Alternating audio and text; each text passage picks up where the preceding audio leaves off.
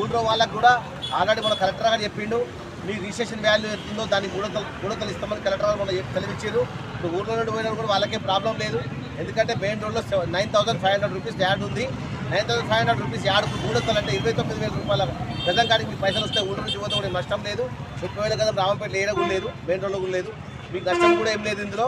కాబట్టి బైపాస్ వల్ల కలిగే నష్టాలు ఏంటంటే గ్రామం అభివృద్ధి లేకుండా పోతుంది, వ్యాపారాలు దెబ్బతింటాయి, 3 రోజుల నుంచి రోడ్డు కాదు తాండాగా మారిపోతుంది. ఇక బైపాస్ వల్ల లాభం ఏంటంటే ఒకటే విషయం సార్ ఉద్దేశిస్తున్నా, లాభం ఒక కాంట్రాక్టర్ మాత్రమే. ఎందుకంటే బిడ్ చేస్తే వాళ్ళ పైసలు వస్తాయి, 3 రోజులు చూసే వాళ్ళ పైసలు రావు. ఇది ఒక 5 కోట్లలో అయిపోయేది, అదొక 60 కోట్లు 70 కోట్లు 100 కోట్ల వరకు అది వెళ్తుంది. ఆ 100 కోట్ల రూపాయలు ప్రజాధనం దుర్వినియోగం మాత్రమే, ప్రజలకు దుర్వినియోగం అవ్వకుండా ప్రయోజనకారిగా లేకుండా వేసే బైపాస్ ఎవరికి లాభం సార్? ఇంకోటి సరే వాళ్ళు ఏమంటారు, హైవేలు అడిగినప్పుడు 3 రోజుల నుంచి వెళ్ళినప్పుడు యాక్సిడెంట్ అయితే వేస్తామంటారు. మరి మెదక్ ప్రజలు అంత క్రమశిక్షణ కలిగిన వాళ్ళ? మెదక్లో రెండు బస్ స్టాండ్లు, 3 సిగ్నళ్ళు, 3 క్రాసింగ్లు ఉన్నాయి. అక్కడ బైపాస్ లేకుండా రామాయపేట బైపాస్ చేయడం వల్ల ఏముంది అంటే, బైపాస్ మెదక్లో వెళ్ళే లీడర్ అందరూ కలిసి మాకు అవసరం ఊళ్ళో ఎక్కువ వాళ్ళని కొట్టారు కాబట్టి వాళ్ళకి వేస్తలేదు. మనకి లీడర్ లేదు, సపోర్ట్ చేయడం లేదు కాబట్టి 3 రోజుల నుంచి వెళ్ళడం లేదు. మెదక్ కన్నా పెద్దదా మరి? మీరు ఏంటి బైపాస్ వేయండి, మెదక్లో వేయండి, తర్వాత ఇంటికి రండి. నర్సాపూర్లో లేదు, ఎక్కడి గురించి ఇంతవరకు కూడా ఎక్కడ కూడా బైపాస్ లేదు. రామాయపేట బైపాస్ ఎందుకు? ఎవరి కోసం? ఎవరి స్వార్థం కోసం వేయడం? ఓన్లీ చెప్తున్నారు కదా, కాంట్రాక్టర్ స్వలాభం కోసమే బైపాస్. అది కూడా అండర్ పాస్ వేస్తున్నారు. పోనీ కిందికి పోతే పట్టుకోవడం చెప్తుందంటే అది కూడా కాదు.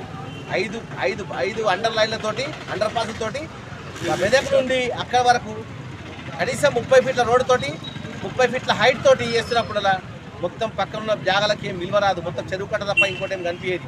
ఇది దయచేసి మా బాధలను కోరుకొని వ్యాపార వర్గాలు ఈరోజు దీనికోసం స్వచ్ఛందంగా బంద్ చేసినాము. ఇంతకు బంద్ చేసినాము చాలాసార్లు. మేము 2018 నుంచి పునాది అప్పటి నుంచి కూడా మేము ఏం చేస్తున్నామంటే వాళ్ళకి అప్లికేషన్ ఇచ్చినాం, ఇక్కడ నుంచి పోవద్దు అని చెప్పేసి. బైపాస్ కూడా కొన్ని ఉంటాయి. ఏంటంటే ఊర్లో నుంచి ఒక 100 కిలోమీటర్ దూరం నుంచి బైపాస్ వాళ్ళు ఉంటుంది, కానీ 200 మీటర్లు తీస్తున్నారు. అదొకటి. రెండవది ఏంటంటే బైపాస్లో ఎలాంటి ప్రభుత్వ భూమి లేదు, ఒక గజం భూమి కూడా ప్రభుత్వ భూమి లేదు. అటు ఖచ్చితంగా 30% 35% ప్రభుత్వ భూమి ఉండాలి ప్రతి బైపాస్లో, కానీ ఇక్కడ ఎలాంటి ప్రభుత్వ భూమి లేదు. అన్నీ వక్రీకరించబడ్డాయి తప్పితే కరెక్ట్ లేదు. ఇంకొకటి, ఇంతవరకు అప్రూవ్డ్ మ్యాప్ ఎవరికి ఇవ్వలేదు. ఎమ్మెల్యేకి కానీ, ఎంపీకి కానీ, కలెక్టర్ కానీ, ఆర్డీఓ గారు కానీ, ఆ మెంబర్ కూడా అప్రూవ్డ్ మ్యాప్ లేదు. ఇప్పటివరకు హీనంగానే ఉంది. కాకపోతే ఎంత ప్రపోజల్ మ్యాప్ మాత్రమే.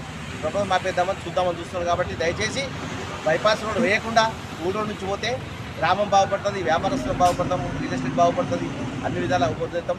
ప్లీజ్ దయచేసి బైపాస్ తీసేసి ఊళ్ళో పోవాలని కోరుతున్నాం.